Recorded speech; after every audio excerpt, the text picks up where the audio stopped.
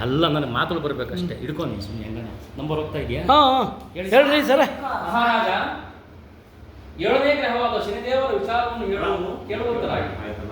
ಮಹಾರಾಜ ನವಗ್ರಹಗಳಲ್ಲಿ 7ನೇ ಗ್ರಹವಾದ ಶನಿದೇವರು ಹುಟ್ಟಿದಾಗ ತನ್ನ ತಂದೆಯಾದ ಸೂರ್ಯದೇವನು ಮಗನನ್ನು ನೋಡಲು ಬಂದಾಗ ಮಗನ ದೃಷ್ಟಿಯು ತಂದೆಯಾದ ಸೂರ್ಯದೇವನ ಮೇಲೆ ಬೀಳಲು ತಂದೆಯಾದ ಸೂರ್ಯದೇವನಿಗೆ ಕುಷ್ಠರೋಗವು ಪ್ರಾಪ್ತವಾಯಿತು ಮಹಾರಾಜ. ಆಮೇಲೆ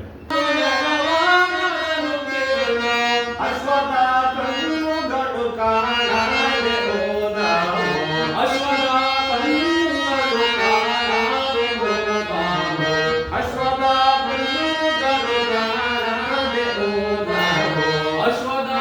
ಕಣ್ಣುಗಳು ಕಾಣದೆ ಹೋದವು.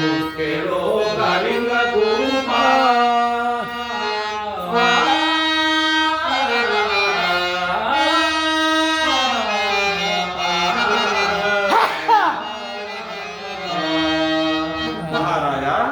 ಸೂರ್ಯದೇವನ ರಥವನ್ನು ಒಡೆಯುತ್ತಿದ್ದ ಅರುಣನಿಗೆ ಕಾಲು ಮುರಿದು ಹೆಳವನಾದನು. ಬ್ರಾಹ್ಮಣೋತ್ತಮರೇ, ಆಮೇಲೆ ಏನಾಯಿತು? ಮಹಾರಾಜ ರಥಕ್ಕೆ ಕಟ್ಟಿದ ಅಶ್ವಗಳ ಕಣ್ಣುಗಳು ಕಾಣದೆ ಹೋದವು. ಮಹಾರಾಜ ಬ್ರಾಹ್ಮಣೋತ್ತಮರೇ, ಏನು ರಥಕ್ಕೆ ಕಟ್ಟಿದ ಅಶ್ವದ ಕಣ್ಣುಗಳು ಸಹ ಕಾಣದೆ ಹೋದವೆ? ಹೌದು ಮಹಾರಾಜ. ಸರಿ, ಆಮೇಲೆ ಏನಾಯಿತು? ಮಹಾರಾಜ ರಥದ ಚಕ್ರಗಳು ಮುರಿದು ತುಂಡು ತುಂಡಾಗಿ ದಿಕ್ಕಾಪಾಲಾದವು ಮಹಾರಾಜ.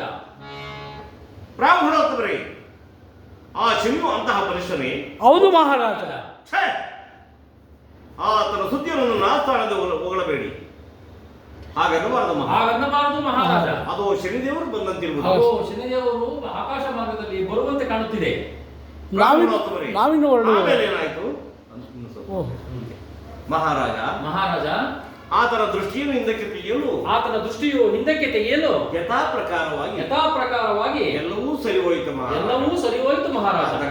ಆದ್ದರಿಂದ ಅಂತಹ ಮಹಾನುಭಾವನನ್ನು ಯಾರು ಭಕ್ತಿಯಿಂದ ಪೂಜಿಸುವರೋ ಅವರಿಗೆ ಆಯುರಾರೋಗ್ಯ ಸಕಲ ಸಂಪತ್ತುಗಳನ್ನು ಕೊಟ್ಟು ಕಾಪಾಡುವನು ಮಹಾರಾಜ. ನಾವಿನ್ನು ಹೊರಡುವೆವು. ಪಡ ಪಡ ಪಡ ಪಡ ಪಡ ಪಡ ಪಡ ಪಡ ಹಾಡಾಡ್ತಾರಲ್ಲ ಸರ್ ಅವರು.